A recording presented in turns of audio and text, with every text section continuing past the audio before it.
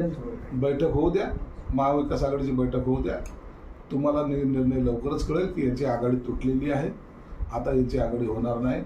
अकेला चलोची भूमिका ही प्रत्येकाला घ्यावी लागणार. सर, संजय राऊत असं म्हणतायत की ईडी ही जी आहे ती भारतीय जनता पार्टीची शाखा आहे. ईडी भारतीय जनता पार्टीची एक शाखा आहे आणि त्यानुसार त्यांच्या आदेशानुसार ईडी काम करते.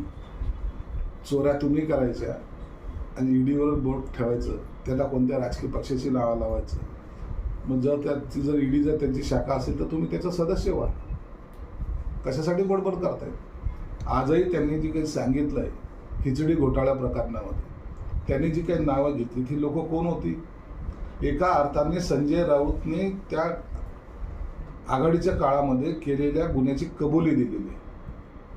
मग जर हे लोक तिथं होते, जे काही 2-3 नावं त्यांनी घेतलेली आहे, याचा अर्थ हे तुम्हाला सर्व माहीत होतं, कथोकल्पित नाही, पण तुम्हाला 100% माहीत होतं या खिचडी घोटाळ्यामध्ये कोण कोण आहेत. घोटाळा झाला हे त्यांनी आज कबूल केलेलं आहे. घोटाळा झालाच हे 100% त्यांनी आज कबूल केलेलं आहे.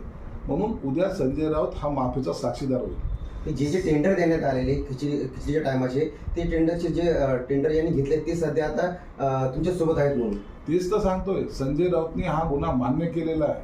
आज ते टेंडर झाले, त्याच्यात कोण होते, आम्ही कसं सेटलमेंट केलं, आम्ही कसं गेलं, परंतु ज्यांनी आमच्या बरोबर खाल्लं ते कसे इकडं तिकडे गेले, हे सगळं म्हणजे एका प्रकारे कबुली द्यायचा प्रकार आहे.